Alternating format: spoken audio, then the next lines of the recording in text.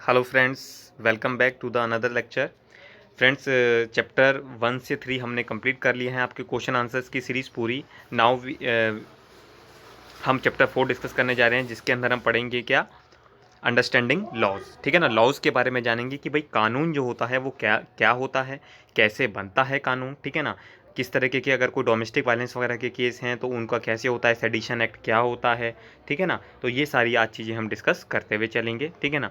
आप ये देख रहे हैं कि भाई कुछ लोग प्रोटेस्ट कर रहे हैं। ठीक है ना। तो ये सब क्यों होता है, क्या ये लीगल है या नहीं, वो सब चीज़ें आज हम जानकर चलेंगे। ठीक है ना। चलिए, तो फ्रेंड्स पहला आपको बोलता है क्या,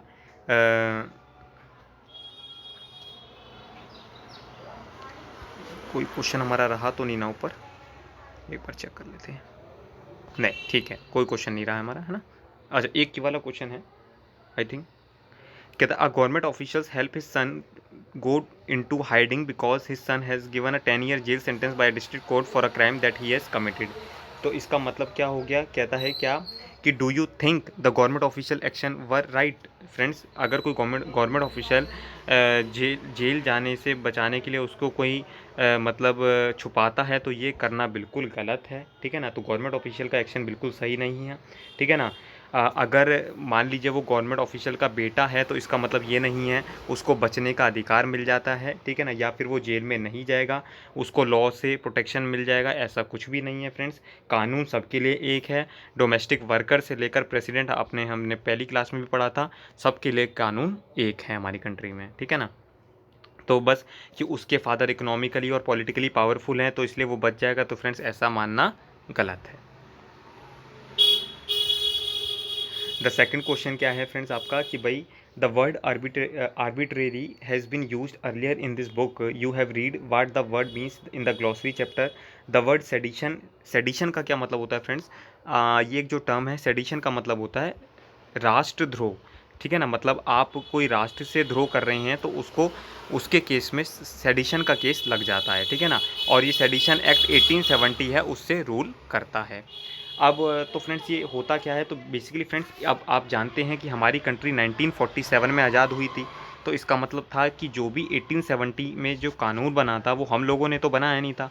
तो फ्रेंड्स वो किसने कानून बनाया था, ब्रिटिशर्स ने कानून बनाया था, जो कि हम लोगों के ऊपर, जो हमारे फ्रीडम फाइटर्स वगैरह थे उनको पकड़ने के लिए कि वो कोई भी गवर्नमेंट के अगेंस्ट एक्ट ना करें, इसलिए वो उनको सेडिशन एक्ट लगाकर उनको गिरफ्तार कर लेती थी। ठीक है ना। तो उस चीज़ को प्रोटेक्ट करने के लिए, अपने आप को प्रोटेक्ट करने के लिए वो सेडिशन एक्ट ले आए थे। ठीक है ना। कि भाई जो भी कोई एक्टिविटी करेगा अगेंस्ट द ब्रिटिश गवर्नमेंट, उसको हम सेडिशन एक्ट लगाकर जेल में डाल देंगे। ठीक है ना। तो यही इसके बारे में आपको बेसिक अंडरस्टैंडिंग पता होनी चाहिए थी। ठीक है। चलिए, अब कुछ बहुत सारी चीज़ें हैं जो आप लोगों ने पढ़ी भी होंगी, और नहीं भी पढ़ी तो कोई बात नहीं, हम क्वेश्चन से जितना डिस्कस होना चाहिए हम उसको करेंगे। ठीक है ना। अनदर क्वेश्चन क्या है friends, what do you understand by the term domestic violence, list the two rights that the new law help achieve for women who are survivors of violence. Friends, domestic violence क्या होता है basically. Domestic violence की अगर मैं आपको समझाऊँ तो domestic violence एक तरीके का इंजरी है। ठीक है ना। इंजरी कह लीजिए, हार्म कह लीजिए। ठीक है ना। किस कौन करता है, जनरली एक एडल्ट मेल करता है। ठीक है ना। जो जनरली इसको हस्बैंड के द्वारा किया जाता है, किसके अगेंस्ट में, अपनी वाइफ के अगेंस्ट में। ठीक है ना। तो अब आपको पता चल रहा है कि डोमेस्टिक वायलेंस क्या होता है। अब डोमेस्टिक वायलेंस में क्या फ्रेंड्स, आप अगर एक हस्बैंड जब वाइफ को फिजिकली अब्यूज़ करता है तो वही आता है, या इमोशनली अब्यूज़ करता है, कुछ रॉन्ग वर्ड्स बोलता है तो वो भी आ जाता है। तो फ्रेंड्स दोनों केसेस इसके अंदर शामिल होते हैं डोमेस्टिक वायलेंस में। ठीक है ना। चाहे आप फिजिकली कर रहे हो या फिर आप इमोशनली भी कर रहे हो। पहली चीज़ क्या आ जाती है, पहली चीज़ आती है कि भाई न्यू लॉ से क्या हुआ कि जो वीमेन को राइट मिला किसका, कि शेयर्ड हाउस होल्ड की, मतलब वो जिस घर में रहती है उसको शेयर उसको करने का अधिकार मिला। कि भाई मान लीजिए कि भाई ग्राउंड फ्लोर है, फर्स्ट फ्लोर है, तो अगर ऐसा नहीं कि भाई उसकी लड़ाई हो गई तो आप उसको रहने ही नहीं देंगे घर में, तो ऐसा नहीं है, उसको पूरा अपने घर में रहने का अधिकार होता है। सेकंड पॉइंट क्या है, सेकंड पॉइंट है कि जो भी वीमेन हैं उसको मॉनेटरी रिलीफ मिलता है to meet their expenses including medical cost. ठीक है ना। अगर जैसे मतलब कि भाई अगर कुछ भी दिक्कत है तो जो भी हस्बैंड है उसके वीमेन का, वो वीमेन को सपोर्ट करेगा पूरा। ठीक है ना।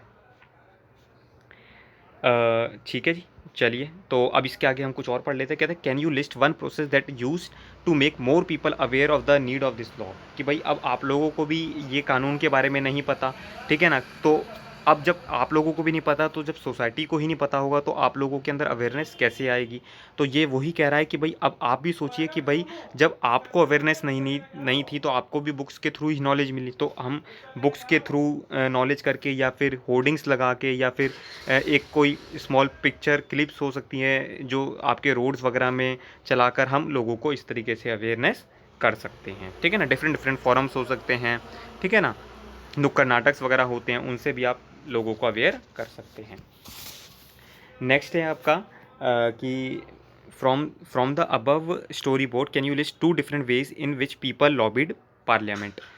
तो फ्रेंड्स अगर आप बात करेंगे तो 2002 में एक स्टैंडर्ड कमेटी थी, बहुत पुरानी बात है, ठीक है ना। उन्होंने रिकमेंडेशन करा था राज्यसभा को कि भाई आप कोई जो वीमेन डोमेस्टिक वायलेंस है उससे प्रोटेक्शन का बिल लाइए, ठीक है ना।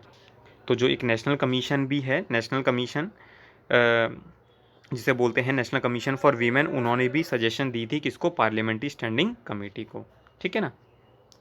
तो इस तरीके से आप बोल सकते हैं कि भाई पीपल ने लॉबिट किया था पार्लियामेंट को कि भाई इस तरीके से आप कानून ला सकते हैं। उसके बाद नेक्स्ट क्वेश्चन है फ्रेंड्स क्या कि in the following poster what do you understand by the phrase equal relationship are violence free, कि भाई जो इक्वल रिलेशनशिप होती हैं वो वायलेंस फ्री होती हैं। तो बेसिकली इक्वल रिलेशनशिप मतलब क्या होता है कि जो भी हस्बैंड है और वाइफ है, ठीक है ना, वो एक दूसरे की रिस्पेक्ट करें, ठीक है ना, जो भी जिम्मेदारी हैं घर की बाहर की वो सब इक्वली बांटें अपने आप में, ठीक है ना, अपने लाइफ पार्टनर्स के बीच में। तो इसे कहते हैं equal relationship are violence free.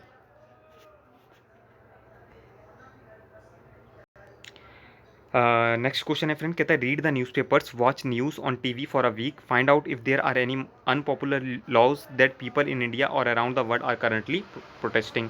तो फ्रेंड्स आपको पता ही होगा, अगर इसका तो लेटेस्ट एग्जांपल है कि जो सेंट्रल गवर्नमेंट 3 फार्मर्स के लॉज लाई है उसके अगेंस्ट में बहुत सारे फार्मर्स जो हैं प्रोटेस्ट कर रहे हैं, ठीक है ना। तो एक एग्जांपल तो यही हो गया करंटली जो आप लोग चीज़ें देख रहे हैं। बाकी बहुत सारे होते हैं जो आप लोग जैसे 2011 के बारे में आपको नहीं जानकारी होगी, लोकपाल बिल के लिए भी बहुत ज़्यादा प्रोटेस्ट हुए थे तो उसको भी कानून बनाया गया था। तो इस तरीके की चीज़ें फ्रेंड्स आप अपने टीवी न्यूज़ को देखकर आप अपना एक्सपीरियंस भी मुझसे शेयर कर सकते हैं, ठीक है ना, कि हम लोगों ने सर हम इस स्टेट से बिलोंग करते हैं, हम लोगों ने ये चीज़ें अपने वहाँ पर ऑब्जर्व करी हुई हैं, ठीक है।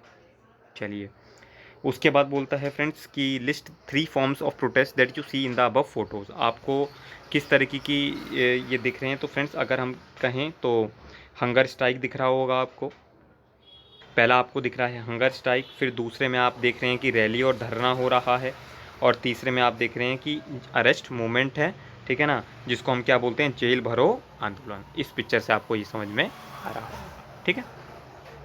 अब कुछ एक्सरसाइज वगैरह हैं, क्वेश्चन सिंपली उसको हम डिस्कस कर लेते हैं एंड देन उसके बाद हमारा ये चैप्टर भी फ्रेंड्स कंप्लीट हो जाएगा, ठीक है ना। होप सो मैं थोड़ा सा आपको लग रहा होगा जल्दी है, बट आराम से आप इसको थोड़ा सा स्लो करके भी देख सकते हैं अगर आपको लग रहा है तो, बट कुछ ऐसा ज़्यादा नहीं होता जिसमें मुझे लगता है खुद ही ज़्यादा बताने के लिए, तो मैं उसको आराम से आपके लिए बता देता हूँ, ठीक है। कुछ अब एक्सरसाइज डिस्कस कर लेते हैं। कहता है right in your own words, आपको अपने वर्ड्स में लिखना है फ्रेंड्स। क्या लिखना है, what you understand by the term rule of law, rule of law से आप क्या समझते हैं।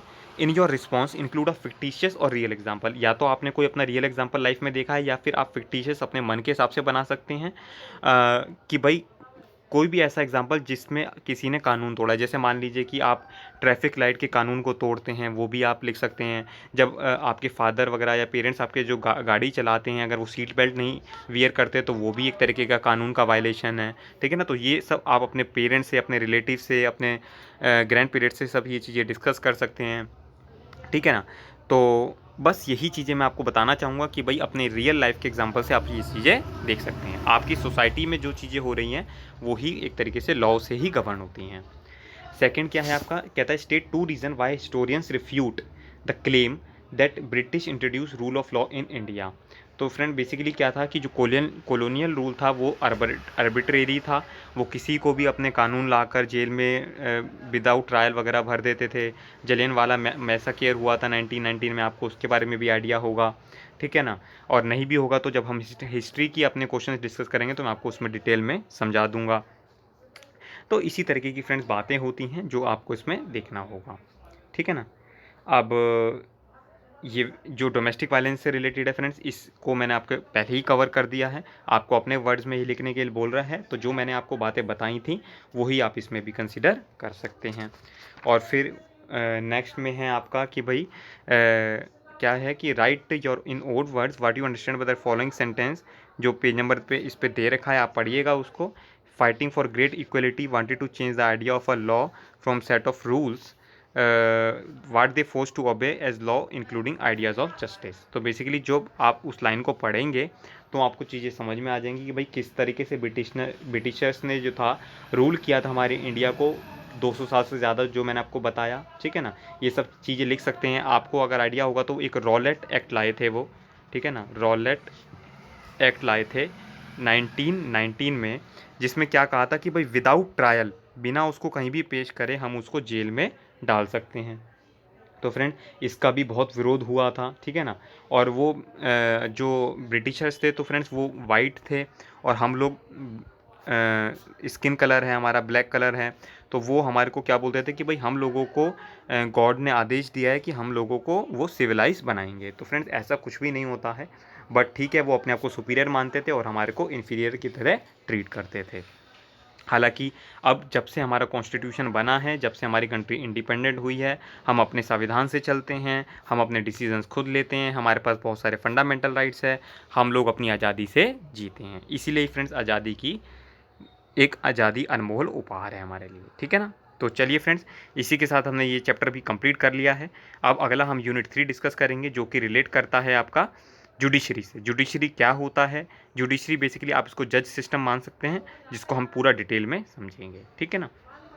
तो आप बाकी ग्लॉसरीज की टर्म्स हैं वो आप पढ़ सकते हैं, आपको मैंने बेसिक एक हिंदी में भी गाइडेंस दे दी है, ठीक है ना, कि किस तरीके की चीज़ें हमारे सरकार में हुई थी, हमारे और किन किन चीज़ों को आपको ध्यान में रखना है ना, और किस तरीके से आपको सोसाइटी को अपने ऑब्जर्व करना है कि देखिए जो भी हमारे सोसाइटी में चीज़ें हो रही हैं वो कहीं ना कहीं कानून से होती है। जैसे आपको पता है रेड लाइट पर आपको अपनी व्हीकल को स्टॉप कर लेना होता है, आपको नहीं चलती, तो ये भी क्या है फ्रेंड एक तरीके का कानून ही है, ठीक है ना।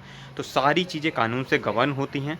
आप लोग जब अपने आँख कान दिमाग सब खोल के चलेंगे देखेंगे तो सब चीज़ें आप ऑब्जर्व करेंगे और आप एक एडुकेटेड सिटीज़न बनेंगे, ठीक है ना। तो जो मेरा पर्पस है आपको एक एडुकेटेड सिटीज़न बनाना है, ठीक है ना। मेरा ये जो एक छोटा सा कंट्रीब्यूशन है वीडियोस बना के आपको अवेयरनेस करने का, सिर्फ एक यही पर्पस है फ्रेंड, ठीक है ना। तो मैं बस यही एक्सपेक्ट करूँगा कि आप लोगों को अगर ये वीडियो अच्छा लगता है प्लीज़ आप अपने फ्रेंड्स के साथ, अपने रिलेटिव्स के साथ, अपने पेरेंट्स के साथ शेयर कीजिए, ठीक है ना। क्योंकि जितना ज़्यादा आप नॉलेज को शेयर करेंगे उतना ज़्यादा आपका नॉलेज का इंक्रीज़ होगा, ठीक है ना। तो friends thank you, God bless you all the best.